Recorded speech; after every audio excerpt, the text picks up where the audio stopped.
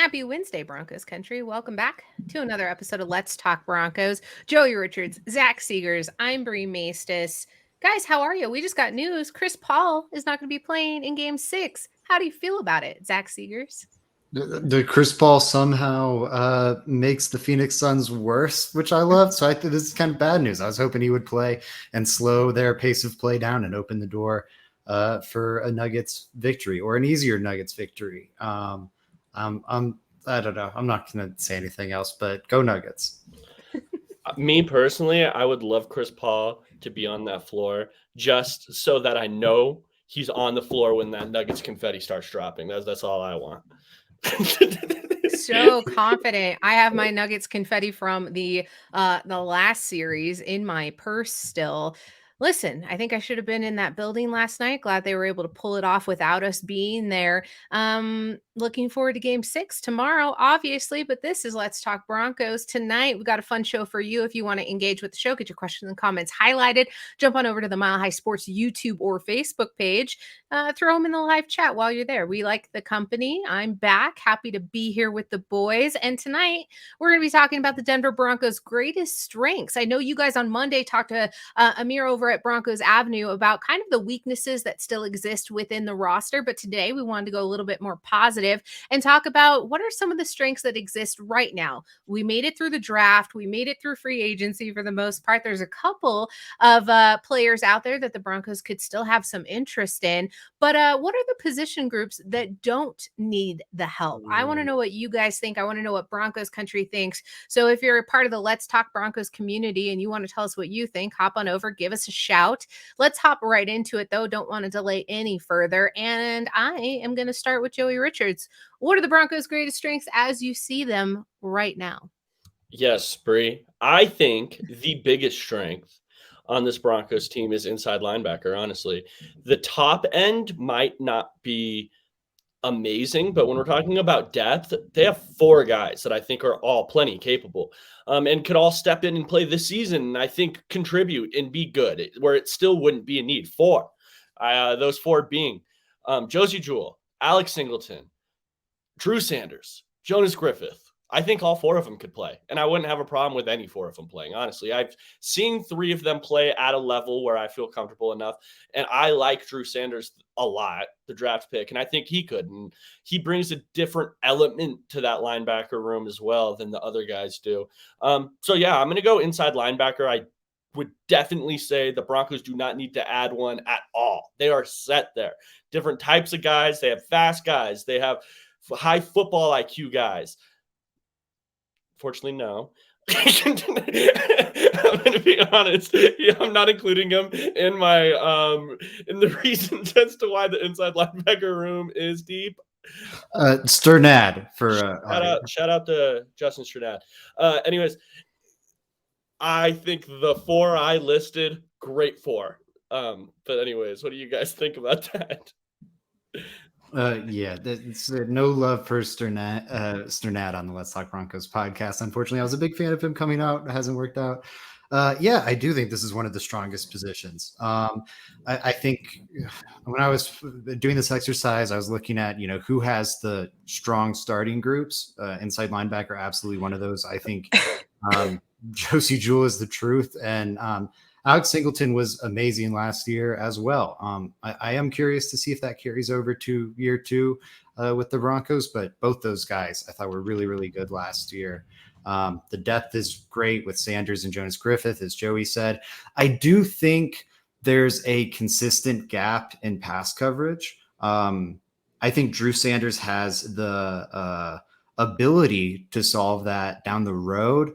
I don't think he's there right now. I don't think he's the guy right now, because I did see some of this post-draft, because he's a very good athlete. But, now we've got someone to cover the tight ends in the AFC West. And I think one day he could be that, but that's probably not in 2023. So I do think there is that one hole in the room, though it's absolutely one of the strongest groups on the team. There's a noticeably absent name there on the list. The Broncos also have Ray Wilborn from, I believe, I just forgot, Lansing, Michigan. I think he was on the Falcons at some point, but the Broncos picked him up, have him on the roster there as inside linebacker. I had to look it up, so no fault of your own. Probably Throwing that, probably, but I think we can go ahead. Think Strenat is better than him. Yes, I would agree there. There's our love for Sternot. He I had to is throw ahead that of out there. Wilburn on I the mean, no depth chart. disrespect. I mean, no disrespect. It was a little disrespectful. I'm pretty going to put it disrespectful. out there. Hey, listen, I'm here to speak facts on this podcast. I'm not going to be lying to the people. The 4 I listed are the ones. All right. But I don't hate it. I'm going to keep Justin Strenat's name out of it. Well, I think the Broncos are fairly set for a long time, obviously having Jewell on contract, I believe, through 2024, but the Alex Singleton signing kind of makes that a where do they go from there? I don't think they need to pick up anybody in that realm. I like the pick, Joey. Zach, how about you? Yeah, I think mine would be I'm going to go safety. We got to give love to the safeties. I forget if we said it on our last show or the one before that, but recently we were on here and talking about safety maybe being the strongest or the best safety room in the NFL. And I think that's absolutely true. You've got the best, I think, overall safety in the NFL, and Justin Simmons. I'm surprised it's not viewed more clear cut nationally. Like, I think Minka's good, but I don't think he's as versatile as Simmons is. I think it's like Simmons or Derwin James, and Derwin James can't stay healthy. The one thing, also the amazing depth. We talk about, who's going to fill that box role. But you now look at having Kareem Jackson, JL Skinner, and De'Aaron Turner-Yell all added kind of with that role in mind. You kind of, and all, maybe not so much Turner-Yell, but there's a good bit of depth there. And I think you just have that one questionable fit overall, which is, and we talked about it a little with the draft, although the quotes have said they're maintaining a lot of the Evero Fangio defense, the personnel moves they're making point more towards Advanced Joseph defense. And if that's the case, does Caden Stearns really fit in that alongside Justin Simmons? Frankie's talked about maybe they're going to look to trade Justin Simmons and slot Caden Stearns in there. Maybe Caden Stearns continues to ride the bench, which is an option I wouldn't really love. I think that's forcing the talent on the roster to fit the scheme rather than like making your scheme fit the talent you have. So I do wonder about that one questionable fit. Outside of that, though, it's very hard for me to poke holes in this room. I see special teams contributors. I see versatility. I see depth in multiple roles. So I think it's the best position group on the team and the best safety room in the NFL. I didn't get to do my victory lap on Monday, so today I'm going to be doing it. Kareem Jackson, obviously back on the roster. Think it was an absolute no-brainer. We've talked to multiple Broncos players who are active on the roster, who have played with Kareem Jackson. We've heard all of the coaches just have just gleaming reviews for the person, the player, the veteran, the mentor. I'm just so happy that he's back, and that helps bolster that safety group more so if it ends up being in a mentorship way. But I also think the guy can still ball. I think that just increases the structure and the integrity of the defensive back room. Although I want to talk to you a little bit, Zach. I knew we kind of had this conversation throughout the season of maybe safety isn't the concern of not having enough bodies on the roster. It's the idea of having enough defensive backs. Do you think that's still in play here with having a very strong safety group and cornerback, having a concern at cornerback? Because we always talk about how maybe that's a little bit depleted. What do you think about that? I mean, I think both are true. It depends the bodies you have in the room. A guy like Caden Stearns he can play cornerback in that, dime backer, nickel backer role. Or he can be, I think, a true safety. He's also lined up plenty in the box. Like, I think he is truly versatile, and he can do everything you'd want of a safety. I think that's one of his superpowers. I think the same thing can kind of be said about Riley Moss in the other direction. That he almost, not exclusively, but lion's share of his snaps in college were at boundary corner. But when you look at like what he's really good at and the holes in his game, it points to maybe a move to safety or move to inside corner, or nickel corner rather. like ESPN's graphic, for example, when he was picked, listed him as a safety. So a guy who definitely also has that positional versatility. So in some ways, I think it's a defensive back count, but I don't think you could maybe do that as seamlessly with like a De'Aaron Turner-Yell or a Kareem Jackson, where at this point in their career, I really want them kind of in that box safety role. I also want to point out, and then Joey, I'm going to ask you a question. I saw an article the other day that said Caden Stearns wasn't going to start or be ready for training camp this upcoming season, which seems a little bit against what actually the player had told us here on Let's Talk Broncos, that he was feeling great, ready to start, and had zero limitations, was feeling better than he ever has been. I'm going to probably take what the player has to say. Zach? Yeah, and I fully agree with that. You should take what the player has to say. And I don't know. It's just uh, we see players sometimes disagree with the team on health. Like Lamar Jackson, kind of Kawhi Leonard, like a famous non-NFL example. But it's almost always the player doesn't think they're ready and the team wants them to suit up. I don't know if I've ever really seen a case where a player is adamantly saying they feel totally healthy and they're all ready to go, and the team is holding them on the sidelines. Especially like in training camp and stuff. I would definitely side with Caden here. Mhm. Joey. Sorry, Brie. Go ahead. Joey, same question to you, but also interesting. Do you think Kareem Jackson was brought back specifically to start in place of Caden Stearns until he's healthy to go? Or do you think that that's just warranted depth in the defensive back room? Obviously, I think Christian Parker probably wanted Kareem back.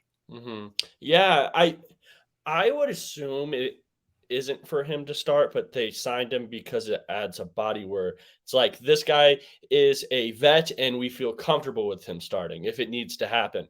It's insurance, I think, is what it is, while you're also adding somebody that's going to be terrific for all the reasons you mentioned, Bree, in the locker room. That's kind of what I think. I just I don't know. My only worry about this safety room is kind of what Zach said earlier, where it's like, does Caden's fit next to Justin make sense if they do go to a Vance Joseph defense? But it's not just Caden. Do any of these guys outside of JL Skinner make sense next to Justin Simmons if he is truly running a box safety look? None of them fit that type. Don't you think K-Jack does at this point in his career? I don't think he's big enough to do that. I don't think he can work through anything like that. I don't even really want him guarding tight ends like that, where it's a physical mismatch. I think JL Skinner, that type of guy, is what I'd be looking to fill that role. And I don't feel comfortable with any of the other guys. Personally, if I were to go into this, I would be thinking with the idea that with all the statements that were made and everything like that, where it's like, yes, we're going to continue to run a defense similar to last year. I think that they will this year, but they are starting to move the ship in a different direction. That's kind of my take. I think we're going to start seeing talent accumulated that fits Vance Joseph's defense. But while they still have this personnel in place, they're going to run with the Evero type system. I think that's dead on. Interesting. All right. Well, I guess that leaves me greatest strengths. I think the tight end group was probably pretty strong even before they went and traded for Troutman. So I don't think there was a whole lot of holes there. You obviously have concerns with Greg Dulcich and injuries, but I'm never going to speak down in that aspect because I feel like he was already playing at a rate that was beneficial for the Broncos, but it was in the past offense. So what does it mean moving forward in the Sean Payton era? I think obviously adding Manhurts, who you guys have both touted as a very strong blocking component for what they want to achieve in this offense.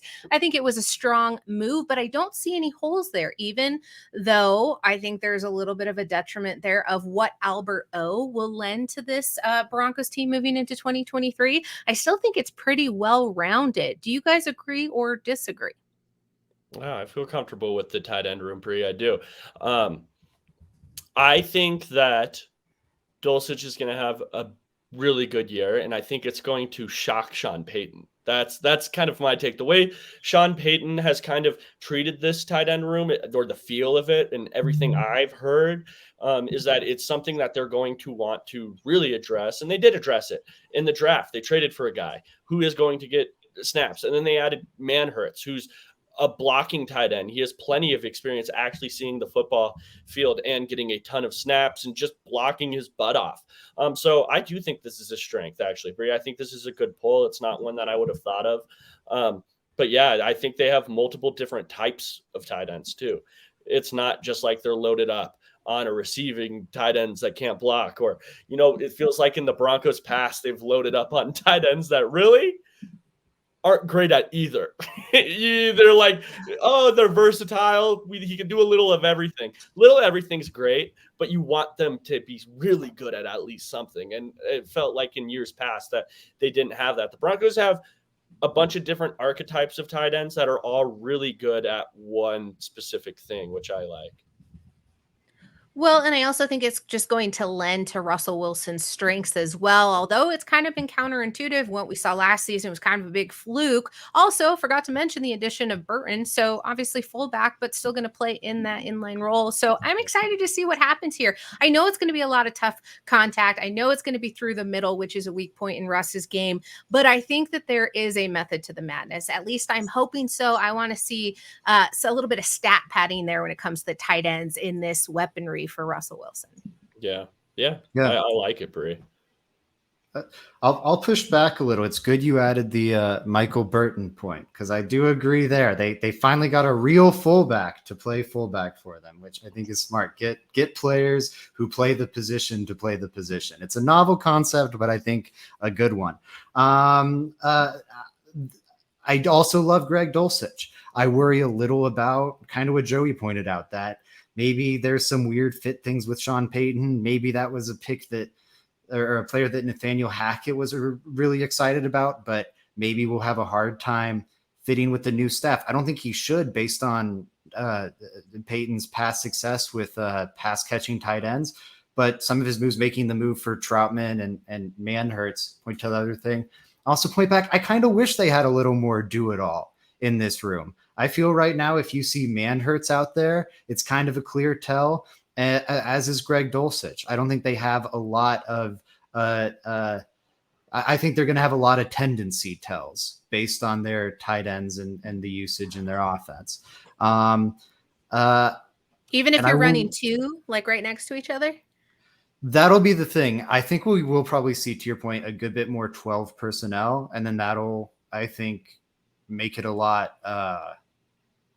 easier to work. You could also see Greg Dulcich lining up some in the slot this year. I think that's kind of the idea with the Bills and Dalton Kincaid and how they're going to fit Knox and him together. Overall, I do think it's one of the stronger ones. I'd say it was just off my list. I love the talent in Dulcich. I love the talent in Manhertz. Joey's right. They are very good at their assigned roles. I want to see more from Troutman. Saints fan, I have not watched film, but Saints fans were very excited that they got a pick for him at all. He saw his snap count diminish from year 2 to year 3. And I don't know. I'm a little dubious about that, though. I do think, hey, what better are you going to get for that 7th round pick? I think it was a smart roster move, and it fleshed him out, and it gave him a bit more versatility there. And it's clear Sean Payton really loves him. The amount of picks Sean Payton, between his time as the Saints head coach and now as the Broncos head coach, has traded for Adam Troutman is something. So he does have a clear vision for him, and that adds to his value. Joey, a little bit of a complaint that I noted with you back when the pick for Greg Dulcich came down. I know we were in Vegas. You were worried about maybe not size so much, but a little bit undersized, and that's to be expected with a rookie. We know a little bit time. It takes a little bit of time to kick into that tight end position. Troutman's a little bit bigger, though. He's a little bit beefier. He's grown into that position. What are you specifically looking from the tight end, specifically Troutman, to kind of note that they made the right decision there, whether or not you believe it's going to happen? I think Troutman kind of is the do-it-all guy, or that's the idea of him, is that he is the do-it-all guy. We can throw him out there in any scenario when we feel comfortable with him playing tight end out there for the Denver Broncos this year. I think as the tight end room in general, it's going to be harder for it to be noticeably improved. I think it will be improved just noticeably because Russell Wilson is the quarterback. And honestly, at the end of the day, people as much as everyone's like, we need a blocking tight end, when we get one, everyone hates him. No one likes their blocking tight end. Everyone hates their blocking tight end. You get a blocking tight end, and the entire fan base complains when he touches the field. So, yeah, I don't know. I totally agree, though, that we did need one. I'm just already gearing up for, why the heck did we sign this man-hurts guy? Why did we trade for, I can already see it coming a million miles away.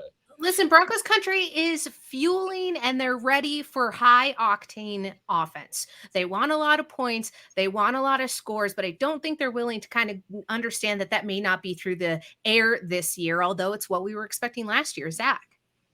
Yeah, honestly, they've earned it. It's crazy that we're living in the era of offensive football, and Broncos country has really, like, they got to experience some at the very front end of it. And since they've had 8 years of anemic offense now, like no one else has. And I think it's going to continue into this upcoming season because they're going to be kind of this weird run first attack. Oh man, we lost Joey. We're flying just the two of us.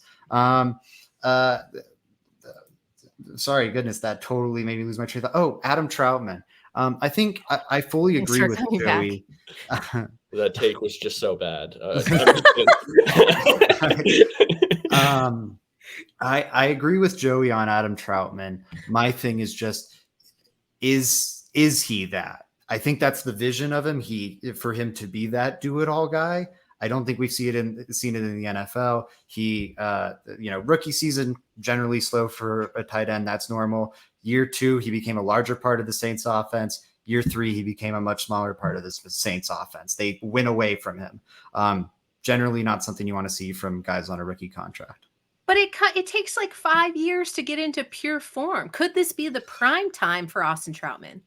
But I guess we saw them give him a shot and make him a big part of their offense. And then they went, ooh, we don't want to do that anymore. And then they made him a very small part of their offense. That's the concerning part to me. Now, yes, it takes tight ends a while to develop. I'm not saying I'm throwing in the towel on Adam Troutman. I'm saying I struggle to say we have a great do-it-all tight end because I don't think we've seen him be even good do-it-all tight end at the NFL level yet. Okay. I have one thing to say about this do-it-all tight end thing. I don't know how, there are no do-it-all tight ends that actually do it all that you can sign for cheap. They're all good. Or the guys that you're signing for cheap or trading for cheap that are do-it-all don't really do anything good. They just do a little, they do a little bit here and there. Okay, I could catch the ball all right. I block okay. None of them are actually doing it all. Is my issue with the do-it-all guys at that price range. It's okay, do I want the guy that's... You were marketing Troutman as the do-it-all guy. So I think that's and we're talking, his idea. Case, he's not a blocking specialist. He's not a pass-catching specialist. So what is there to be excited about? I'm not disagreeing with you. I'm just telling you the issue that I have with the do-it-all guys. That level is just I don't think the Broncos are getting any better at trading. I don't think the Broncos could have gotten any better than him if you were looking for that archetype of tight end at that range, that price range, whatever you traded for him. It is what it is. These guys are just gonna be like that, I think. That's fair. I wanted to say hi to Daniel Fleming and Fenning and Paul, who are both in the YouTube chat. Daniel, haven't seen you for a while. He also said, sorry he was late. We're not sorry that you were late. We're happy that you joined. Also said, I love the moves. Running the football is how you win, and it opens up the passing game. Can't agree enough. Guys, I have a question for you, though, and I can't get off the tight end train because I think it's an appropriate one. And then I'll get to Paul's question here in just a moment. If you could assemble the elite tight end for the Denver Broncos using the current tight ends on the roster, what's each individual characteristic that you're putting together to make the do-it-all guy? Ooh, top speed of Albert O. Only the top speed, but the movement skills of Greg Dulcich. Because Greg Dulcich is I think a 4'6", 4'7" 40 guy.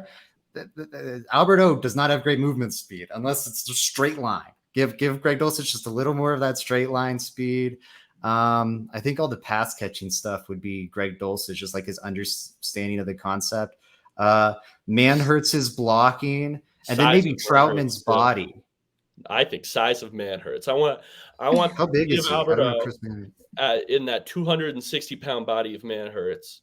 Yeah, 6'6", 260. You're right. You go man-hurts for body. Yeah. Alvaro speed, and Dulcich blocking. catching with also his movement skills, like Zach said. That would be the perfect tight end. And to Joey's point, we're not really like, even now as I'm trying to think, like, what would I grab from Adam Troutman? To It's do it nothing, because he is all.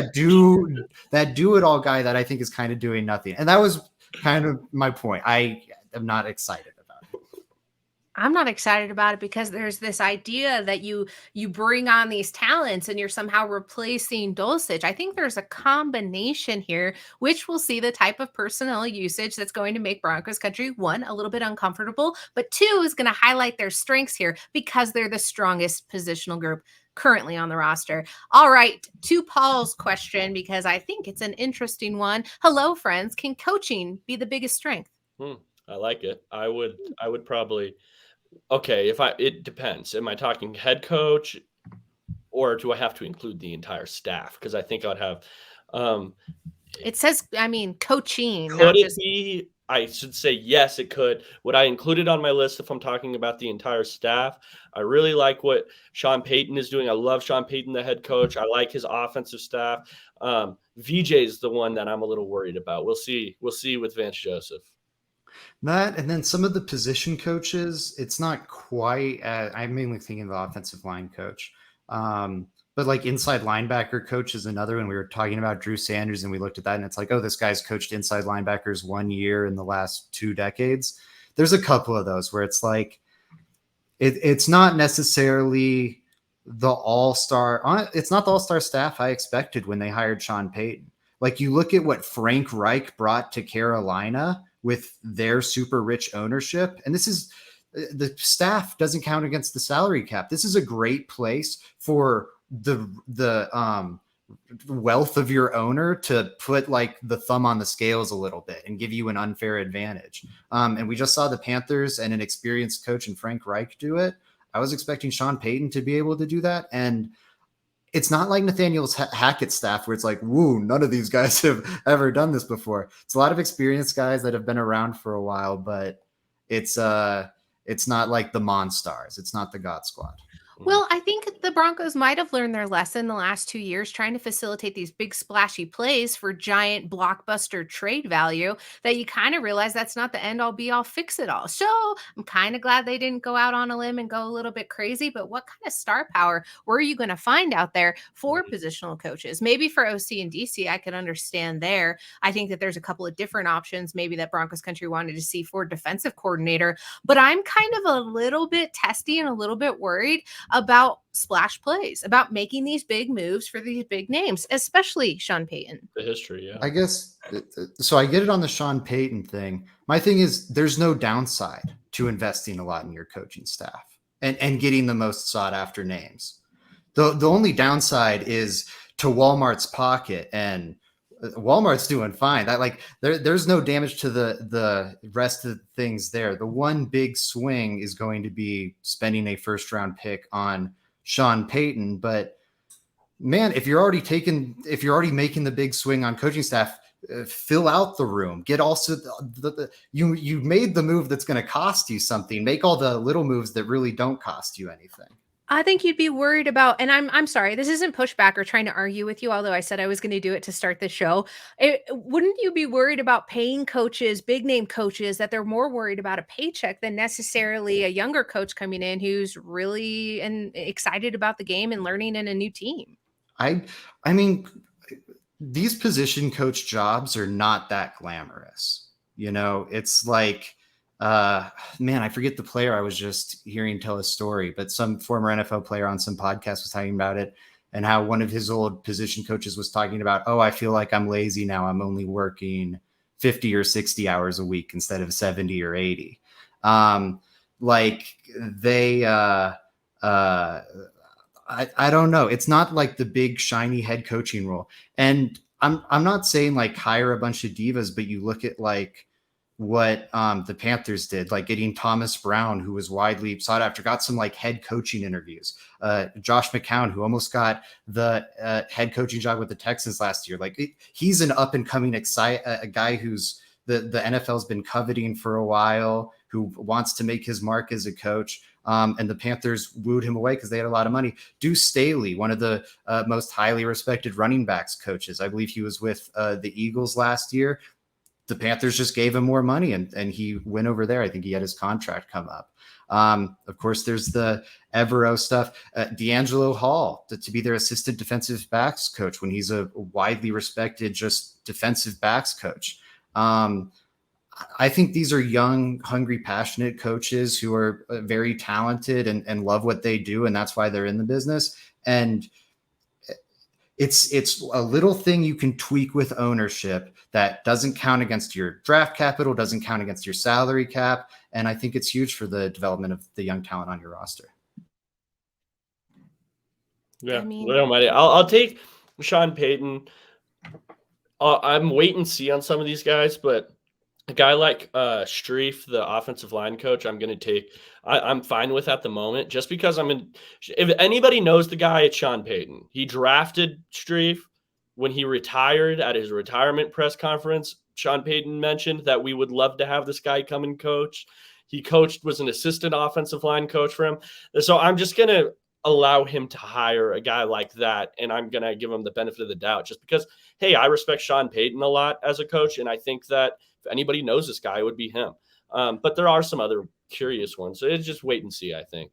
I think the Streif one was interesting. We talked about it when it first happened, and it's if you want to put that trust there in that coach, I think there's a direct reason why. There's a long-standing relationship, and he liked the way he played. He's probably going to like the way he coaches. It's an interesting concept, and I'm sure we'll have lots more to talk about it. But tonight, I think that's it for the strengths for the Broncos' biggest strengths here heading into 2023. The schedule release is Thursday. I'm sure we'll have and be primed and ready for when that drops. Any bold predictions for the schedule, gentlemen? No, I just know that the schedule release is going to be over the top. It's just like it always is. Gets bigger and bigger every year. Make schedule releases like movies. I don't understand what has happened with that, or why the schedule release is so like interesting. But they found a way. The NFL's good, man. They know what they're doing. It makes sense. Oh, go ahead. I'm so sorry, Bree. No, you go. Oh, I was just going to say, I think it's interesting that the Broncos don't have an international game this upcoming season. Those were already leaked out. What is interesting is that probably means, and I'm just going to put it out there on record, that we could see a Mexico game for the Denver Broncos next season.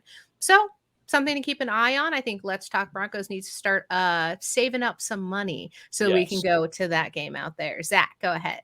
Yeah, on that great point on the international games, Bree. I forget if it's they need, because they did a year or two ago, the NFL broke up the teams into like different regions to try and grow their international thing. Certain teams are trying to grow the German market, the London market, the Brazilian market, I think is one. The Broncos got tabbed for the Mexico market. So I think to go back to Europe or something, I could be misremembering this, but I'm pretty sure to go back to Europe, they need one of those teams to invite them. And that's kind of how they were able to go with the Jags last year.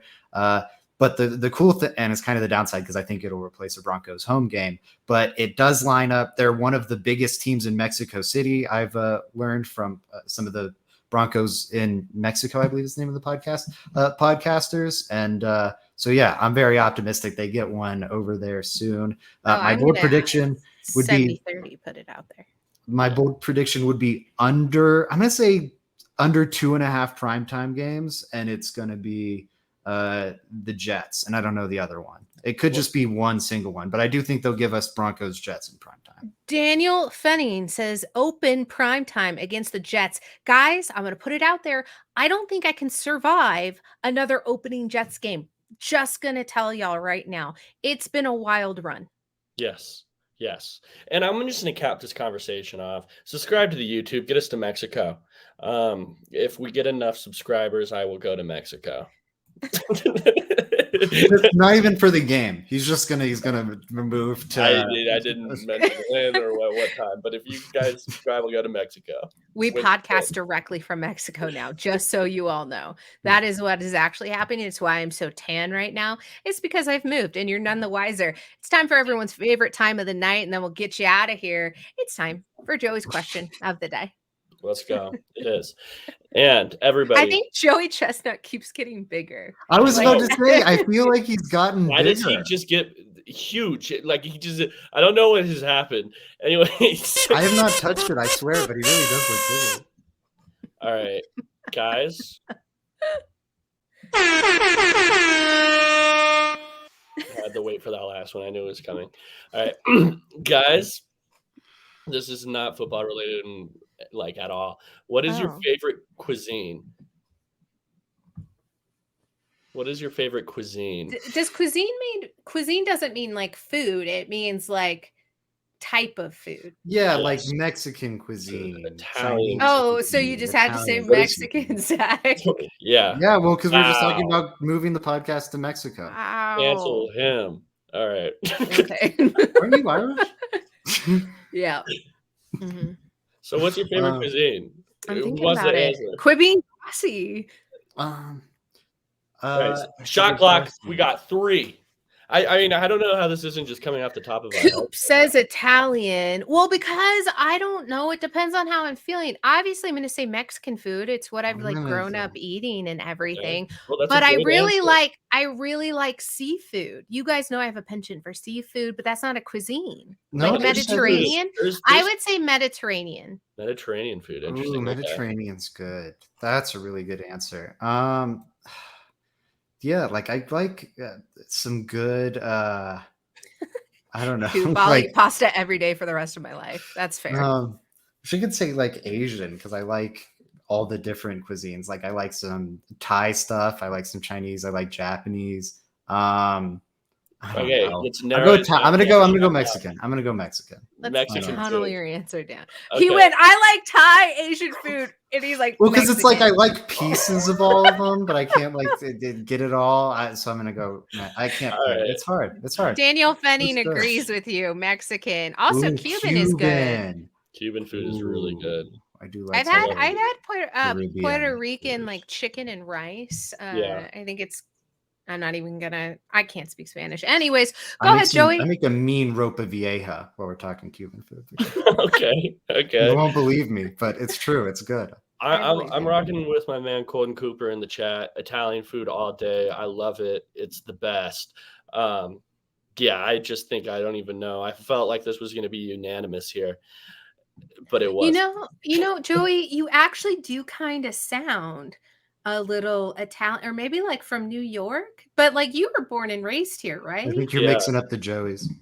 Well, Yeah. I was gonna say it's either the Joey Chestnut influencing me. I don't know what side he's on, but we're getting a little off the rails here, and that's because it was a really fun episode.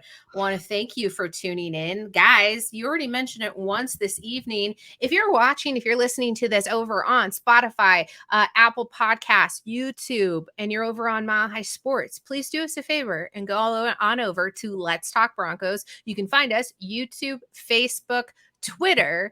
Follow us, subscribe, tell us that you love the show, or tell us that you hate it, and I'll be prompt to block you. But you can find me over on Twitter, Bree Maestas 303, and listen to me on Mondays, the Fan Cave for Mile High Sports. Zach, where can they find your work? They can find me over at milehighsports.com. I've got Buffs coverage for you. Go over to YouTube for all your Let's Talk Broncos coverage. And then we'll have a vacation coming up soon here on the show. I think, I don't know the exact dates off the top of my head when we'll be missing, but this is kind of the Broncos dead period. We're going to take a week, maybe 2 off to recharge and get ready for the upcoming Broncos season so we can go hard. Yeah, just be ready for that. We'll communicate the exact dates for you guys once we have them, but just want to get that on all of your radar now. Go subscribe to the YouTube. I love it. We already have commenters coming through YouTube saying they love the show. Thank you, Daniel. Thank you, Mr. Ito. Appreciate you so much for watching. But go ahead and comment in the YouTube as well. Joey, where can people find all your cool stuff? It will be found at JR Drafts on Twitter, Bree, and then also on the Let's Talk Broncos YouTube page. You can also find stuff on the Let's Talk Broncos Instagram. If you want to just like hit us up and talk to us, you could even join the Let's Talk Broncos Discord. I mean, we're everywhere. Anywhere where 24/7. you're on your phone, you might find us. So I highly recommend if we have some content that comes out on Instagram that's not coming out on Twitter. We have some just guys, you guys need to be following everything, every little thing we do and get us to Mexico. Again, that's at JR Dress. Hi, Mr. Seegers. Hi, Dad. Thank you. All right. It's been a fun time. Thank you so much for supporting us, watching the show, and commenting along. That's why we're here. We're not just talking to ourselves. We appreciate you guys, and we'll see you on the next show. Make sure you're tuning in on Thursday. Joey and Frankie got you covered, I believe. Yes. Okay. You're there. I'm there. I don't know why I decided that was the way to end the show, but have a good night, everybody. Sun sucks.